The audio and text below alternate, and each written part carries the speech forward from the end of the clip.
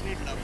बाकी तो ये खूबसूरत एनजीओ है जो इनके लिए बहुत कुछ कर रहा है, लेकिन अगर एक हर एक सेलिब्रिटी आगे आके वो लव शावर कर सके इन्हें सके, आई थिंक हम लोगों का काम एज एन एंटरटेनर लोगों को खुशी देना है। और ऐसे ऑर्गेनाइजेशन के साथ जुड़ के इधर आकर अगर हम इन बच्चों को थोड़ी सी भी खुशी दे पाएँ तो आई थिंक हमारा जो मकसद है I want to ask you that कि इतनी प्रोग्रेस होने के बावजूद, नई नई टेक्नोलॉजी आने के बावजूद भी बच्चे ऐसे रोगों से जूझ रहे हैं, ये चीज़ें खत्म नहीं हो पा रही हैं और ये अपना एक भयानक रूप ले रही है। तो कहाँ कितनी कमी है जो सरकार की है, या फिर कितना सपोर्ट कर पा रहे हैं बॉलीवुड? एक हद तक ही उन बच्चों को सपोर्ट कर पाएगा। नहीं, आपका बिल्कुल सही बात है। आई थिंक देखिए यहाँ जो इस देश का जो हालत है, अगर मैं कहूँ तो एक स्टैंडर्ड ऑफ लिविंग जो है हमारी, चाहे हम प्रगति की कितनी ही बात कर सकें, लेकिन एक स्टैंडर्ड ऑफ लिविंग तो नहीं है। एक तो पॉपुलेशन क्राइसिस तो हमारे देश हमेशा से जूझ ही रहा है। उसके अलावा आज भी हर पॉलिटिक्स का मुद्दा गरीबी होता है लास्ट 65 ईयर्स। तो आप सोच सकते हैं कि हम उतना प्रोग्रेस कर नहीं रहे हैं जितना हमें लगता है। और मुझे ऐसा लगता है कि जितना भी इनकम टैक्स और बाकी टैक्सेस हम पे करते हैं, हमें उतना पब्लिक गवर्नमेंट से वो नहीं मिलता। We don't get the same amount of support from the government. जैसे विदेश में अगर आप जाएं तो अगर वो 40% या 50% आप इनकम टैक्स देते हैं तो आपका मेडिकल फ्री होता है, डेंटल फ्री होता है, और भी कई चीज़ें फ्री होती हैं। यहाँ पे गवर्नमेंट हॉस्पिटल्स की हालत बहुत ख़राब होती है। ऐसा नहीं है कि इक्विपमेंट नहीं आता, ऐसा नहीं है कि फंडिंग नहीं होती है, बट आई थिंक मुझे ऐसा लगता है करप्शन की ऐसी बुरी आदत पड़ चुकी है इस देश को। करप्शन बहुत नीचे तक घुस चुका है और ये तो आंखों देखी वाली बात है। और आजकल आप देख ही रहे हैं फिर से स्कैम के एक के बाद एक उठ रहे हैं। तो आई थिंक जब तक ये करप्शन नहीं टैप होगा तो इस देश की प्रगति नहीं हो सकती। हमारे पास हॉस्पिटल्स हैं। आई थिंक जो पहली चीज़ इस देश को करनी चाहिए या हर सरकार को करनी चाहिए है कि make world class hospitals open for public, free. Medical insurance नाम की एक चीज़ होती है, आई थिंक वो प्रधानमंत्री योजना के थ्रू लोगों को मिलनी चाहिए। जिस तरह प्रधानमंत्री ने योजना शुरू की है लाइफ इंश्योरेंस की, एक्सीडेंटल इंश्योरेंस की, तो मुझे लगता है एक मेडिकल इंश्योरेंस भी बहुत ज़रूरी है, जिससे ये बच्चे जो आज तक गवर्नमेंट हॉस्पिटल्स में जा रहे हैं, कुछ लोग तो अफोर्ड ही नहीं कर सकते प्राइवेट हॉस्पिटल, लेकिन अगर एक मेडिकल इंश्योरेंस होगा तो ये लोग अफोर्ड कर पाएंगे, ये लोग भी अच्छे अस्पताल में जा पाएंगे, इनका ट्रीटमेंट हो पाएगा। तो आई थिंक वो एक अवेयरनेस बहुत ज़रूरी है हमारे देश में। और इन सब का मुख्य कारण जो मुझे लगता है वो ये होता है कि एजुकेशन नहीं है। प्राइमरी एजुकेशन या सेकेंडरी एजुकेशन या टर्शरी एजुकेशन, 12वीं कक्षा तक एजुकेशन इस देश में नहीं है, जो बहुत ज़रूरी है। ठीक है, हमारे पास दिल्ली यूनिवर्सिटी और ऐसे बहुत बड़े बड़े हायर एजुकेशन के लिए हैं, लेकिन जो जूनियर स्कूल होता है जिसको हम प्राइमरी स्कूल या सेकेंडरी स्कूल कहते हैं, कितने हैं? गवर्नमेंट स्कूल की हालत देखो आप। जब एजुकेशन ही नहीं मिलेगी तो अवेयरनेस कभी नहीं हो सकती है। लोगों को ऐसा लगता है कि नहीं एजुकेशन ज़रूरी नहीं होती है, नॉलेज ज़रूरी होती है, लेकिन क्लोज हैंड इन हैंड। बिना एजुकेशन से नॉलेज आप बटोर नहीं सकते। वो एक बहुत ज़रूरी चीज़ है और इसलिए मैं गवर्नमेंट से दरख्वास्त करना चाहता हूँ कि हमारे जो गवर्नमेंट स्कूल्स हैं उनकी थोड़ी हालत सुधारें आप। चाहे जो भी करना पड़े, चाहे आपको टीचर्स को पेमेंट पे देना पड़े या आपको एक सर्टन अमाउंट ऑफ पैसा लोगों से लेना पड़े, नो प्रॉफिट नो लॉस के, can't give it for free, give it for a nominal price, but एक अच्छी एजुकेशन मुझे लगता है कि लोगों की ज़रूरत है। थैंक यू सो मच दादा, आपने इतने सहज शब्दों में आपने इतना बढ़िया मैसेज दिया। आप कभी इन चीज़ों को लेकर कुछ फिल्म लिखना चाहें या बनाना चाहें जो ये ऐसा मैसेज दे पाए फिल्म में? एक बहुत इंटरेस्टिंग बात बताता हूँ मैं कि हम कुछ लिख रहे थे, मैं और एक और हमारे राइटर कुछ लिख रहे थे और मुझे बड़ी खुशी हुई।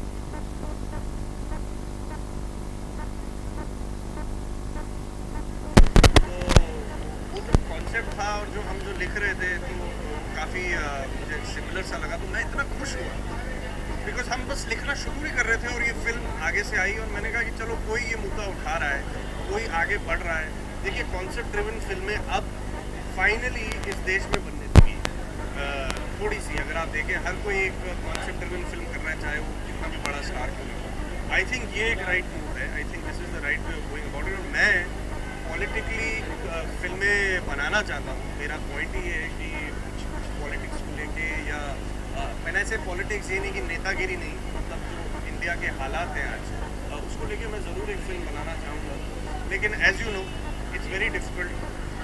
अभी एक ट्रांजिशन फेज़ आया है बॉलीवुड का, जहाँ पे सॉन्ग एंड डांस फिल्में नहीं चल रही हैं और नीरजा जैसी फिल्में सुपर डुपर हिट हो रही हैं, तो बहुत खुशी की बात है। तो हम जैसे लोग जो एक आर्टिस्टिक इंक्लिनेशन से यहाँ आए थे, ना कि स्टारडम की इंक्लिनेशन की कि आगे बढ़ के मुझे स्टार बनना है जी, मैं भी शाहरुख खान बनूंगा, ये हमारी वो नहीं थी। तो मुझे ऐसा लगता है कि that change is coming out and मुझे इस बात की बहुत खुशी है कि वो चेंज जो है स्लोली एंड स्लोली और राइटर्स को प्रोत्साहन देगा कि let's write films with concepts. अगर हम आपके नया लुक देख पा रहे हैं, तो क्या चल रहा है? पार्ट 3 की तैयारी हो रही है या फिर कुछ और चल रहा है? नहीं, मैं अंदर मजाक कर रहा था पार्ट 3 के बारे में। अभी पार्ट 3 का कोई प्लान नहीं है। हालांकि कुछ आइडियाज़ हर कोई मुझे कह रहा है कि नहीं पार्ट 3 बनाओ, पार्ट 3 बनाओ, लेकिन हम पार्ट 3 तेरे बिन लादेन पार्ट 3 नहीं बना रहे। ये दरअसल मैं एक रोल के लिए तैयारी कर रहा हूँ, जो मैं आज से शायद 2-3 महीने बाद करूँगा। लेकिन एक आउटसाइड चांस भी है कि ये दाढ़ी कट जाए, क्योंकि एक लुक जो डायरेक्टर है फिल्म के वो देखना चाहते थे कि इस तरह की दाढ़ी में मैं कैसा लगूँगा। तो वो वेट लॉस प्रोग्राम चल रहा है मेरा, दाढ़ी बढ़ाने का प्रोग्राम चल रहा है। अब आगे देखते हैं कि ये दाढ़ी रहती है या मैं क्लीन शेव दे दूँ, बट एक लुक के लिए अभी रखी है दाढ़ी। चलिए, wish you all the best. Thank you. चाहेंगे तेरे बिन लादेन की तरह हर फिल्म आपको बहुत बड़ी सक्सेस अरे थैंक यू सो और जो आप मेहनत कर रहे हैं वो लगे। Much, thank you, thank you, thank you. Hi, मैं हूँ प्रद्युमन सिंह और रेनबो फेस्टिवल के सारे सदस्यों को ईद मुबारक।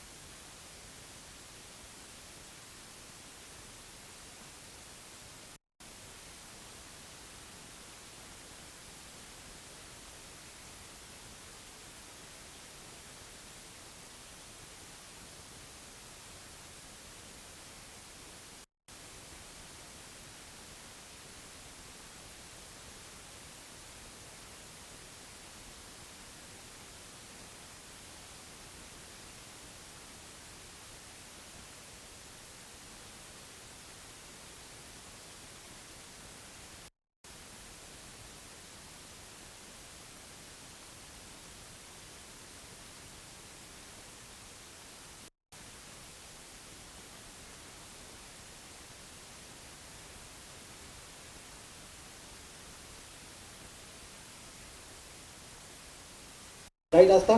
तो ये 26वां साल चला है कि डेडिकेटेड जो जोरदार तालियां वीर के ट्रस्ट के लिए। इनके सेंटर हैं, ऑलरेडी 6-7 सेंटर हैं जहाँ पर ये फैसिलिटीज़ अवेलेबल हैं, वहाँ पर जा सकते हैं। और इतने स्पॉन्सर्स हैं जो ट्रस्टीज के अलावा जो इनको रेगुलरली स्पॉन्सर कर रहे हैं इलाज के लिए। महंगा है फिर भी स्पॉन्सर किया जाता है ताकि बाकी बच्चों पर किसी पर कोई बोझ ना पड़े। That is the spread. और अभी कोकिला बैन हॉस्पिटल में भी ये सेंटर खोलने जा रहे हैं। यस, आज से लग से something to Pradmesh ji. Can you say some dialogue from your movie? Course I can. Sir मेरे साइज के आंडे नहीं मिलते पूरी दुनिया में, और हाथ में लिखने लिखो जी। माय गॉड, ठीक है देता Actually, the most funny film I really enjoyed. I really enjoyed it. Really, आपके हाथ से हम एक लकी ड्रॉ निकालना चाहते हैं। नहीं, लकी ड्रॉ ऐसा है, वो मुझे आप बताएंगे।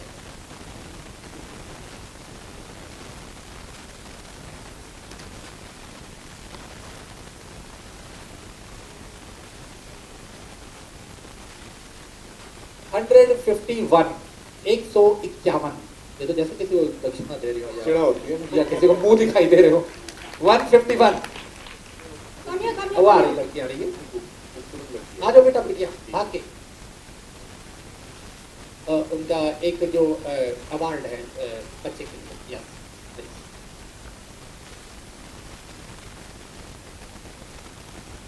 आ जाओ बिटिया। हाँ हाय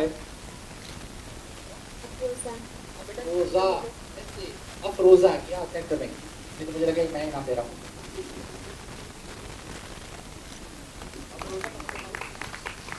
अफरोजा मम्मी से पूछते कल बताना हमको। रोज से होगा ना कुछ रोज अफरोज का और खास बात यह है, थोड़ा सा आगे से हट जाएंगे हमारी आज स्पेशल डे है आज का, अदर देन की हमारी सिल्वर जुबली के बाद में ये प्रोग्राम हो रहा है। आज क्या दिन है? Mother's Day. Mother's day. अपने माँ के लिए, माँ से बड़ा दुनिया में कोई गिफ्ट नहीं हो सकता।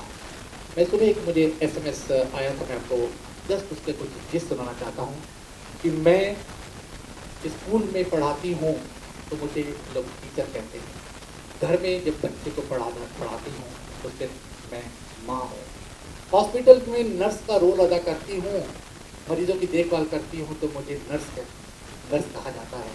और घर में मैं पूरे परिवार की देखभाल करती हूँ, रात जागती रहती हूँ, फिर भी मुझे सिर्फ माँ कहा जाता है। मैं अगर कंपनी में सेक्रेटरी हूँ, फाइनेंशियली पूरा अरेंजमेंट करती हूँ पूरी कंपनी के, तो मुझे सेक्रेटरी कहते हैं, फाइनेंशियल मैनेजमेंट कहते हैं, मैनेजर कहते हैं। घर में मेरा पूरा फाइनेंस, पूरी लाइफ मैनेज करती हूँ, फिर मुझे सिर्फ माँ कहा जाता है। होटल में एक अच्छी डिश बनाने वाले को शेफ कहा जाता है। मैं रोजाना अपने प्यार से भरी हुई डिशेस बनाती हूँ जिनको जिंदगी भर लोग याद रखते, बच्चे याद रखते हैं, फिर भी मैं सिर्फ माँ हूँ। औरत एक कहना है, माँ एक पैसा है, एक खजाना है। अपनी अपनी माँ के लिए जोरदार तालियां बजाएं। आपको कोई याद है ऐसा किस्सा जो अपनी माँ की? फिलहाल तो मुझे यही याद आ रहा है कि मैंने अपनी माँ को विश नहीं किया है। आप इस मंच से मीडिया के थ्रू अपनी माँ को जब तक ये पहुंचेगा जूता पहले आ जाएगा। सर उनको कहना प्लीज अपना साइज दीजिए, 2 भेजें ताकि पहन सके। व्हाट्सएप करना पड़ेगा अभी मुझे। माँ के जूते मिलना भी नसीब वालों को मिलता है। बिल्कुल सही बात है। कई लोगों के तो माँ भी नहीं होती है। मेरे पास 25 पेयर है। तो इतना मतलब आप कहानी समझ सकते हैं कितने मतलब कितने हरकतें कर चुके होंगे लाइफ में। सुमित जी, आप अपनी माँ के बारे में कुछ कह रहे हैं? बताइए नहीं आप सुमित जी, ये जी जितना कहीं उतना कम है। माँ इतना छोटा सा शब्द है लेकिन इतना कुछ समाया हुआ है। मैं क्या कहूँ, मेरी माँ ने आज मैं मतलब ये मैं जो टिपिकल डायलॉग होते हैं वो नहीं मारना चाहता, लेकिन वाकई में जहाँ जहाँ मुझ में एक्टिंग का हुनर है, ये सबसे पहले अगर किसी ने पहचाना तो वो मेरी माँ ने पहचाना। ये मैं बात कर रहा हूँ जब मैं 10-7-8 साल का था, तब मुझे वर्कशॉप ली जाती थी, एक्टिंग वर्कशॉप ली जाती थी।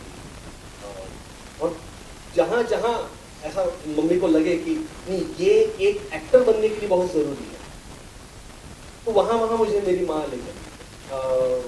अगर आपको हिंदी आपकी अगर डिक्शन आपको सुधारनी है, साफ करनी है, तो उसके लिए आपको उर्दू सीखनी चाहिए। तो एक बाकायदा एक उर्दू के मास्टर आते थे जो वापस मेरी माँ लेकर, तो इस तरह से। और हम 3 पुरुष थे, मैं मेरे पापा और मेरा बड़ा भाई और मेरी मम्मी, तो ऐसे 4 लोगों का हमारा एक कुटुंब है।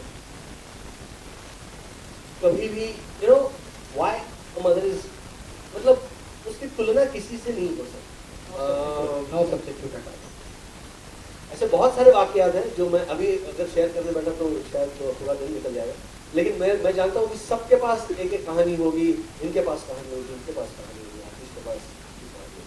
तो मैं सिर्फ ये कहना चाहूँगा कि माँ को वंदन है और माँ पूजनीय है। अपनी अपनी माँओं की देखभाल कीजिए और कभी अंतर न होगी। Thank you very much, Sunil. Thank you very much. Indeed. Thank you very much. Now, ये भी क्या दस पिता ठीक है। Thank you. आप आगे बढ़िएगा, जाइएगा नहीं प्लीज। She is very वाह, क्या बात है। आतिश वहाँ है, आगे यहाँ पर। यस, आवाज बिल्कुल। आपका जब प्यार का पहला भी पंचनामा था, पहला पूरा नहीं हो तो दूसरा एक और पंचनामा आ गया, तो तीसरे की तैयारी है। अब लड़कियों की तो पूरी है, because हम तो पंच करना समाज को करेंगे। Why not girls? तो बस डायरेक्टर को बनाने की रेडियो को भी लग जाएगी बात की। फैंटास्टिक, मुबारक हो और wish all the best actually from Thank you. What else, और क्या कर रही हैं इसके अलावा? एक्चुअली पंचनामा सब कर बोलने के बारे में ये बोलना चाहूँगी कि अभी मेरे को बहुत आप कितनी अमेजिंग और कितनी स्वीटली ये बातें कर रहे थे और मैं अपनी मॉम को मिस कर रही थी। हालांकि वो यहीं पे मुझे है। देखकर हाँ, आपकी बातें सुन के। और मैं आपको बता दूं एक्चुअली हर एक पुरुष में भी माँ होती है। कई ऐसे हैं माँ का रोल अदा करते हैं। जब वाइफ ऑफिस जाती है तो पीछे वो घर संभालते हैं। अगर दोनों साथ मिलकर ना चले, दोनों एक दूसरे के पार्टनर ना हो, परिवार वही अच्छा है जो दोनों कहीं एक साथ चलते हो। माँ बात बनती है तो काम माँ बनती है। और कभी कभी वो कहिए एक ही होते हैं, जैसे मेरी माँ है मेरे हाँ। तो हाँ जी। अब काम के बारे में यहाँ लाइफ गुड, काम चल रहा है और all the best to you. एक लकी ड्रॉ आपके मुंह से हम सुनना चाहते हैं। नंबर 1 और 200 के बीच में एक नंबर बताइए। मैं अगर वो आ चुका हुआ तो दूसरा नंबर पूछूंगा। एक और 200 के बीच में कोई भी नंबर। और एक नंबर हम देंगे बिल्कुल। आप यहाँ पर आई, हमारे कलाकार बीच में आए, इससे बड़ा प्राइज और क्या हो सकता है? सब कुछ करते थे। उधर लाइन कर दीजिए, शायद शक्ल देखकर नंबर बताएं। Hi everyone. So number 33. ओ हो गया, ये तो इन्होंने किया था। ओ आपके ख्यालात कितने मिलते हैं? मैं सोची 33 वाला या वाली कितनी लगती है। So 100. ओके 100 100 पुलिस का नंबर आ गया। 100. पुलिस पुलिस लाइन को फोन पुलिस किया जाए। 100 Dialing 100. नहीं है, दूसरा बोल दीजिए। भाग गए।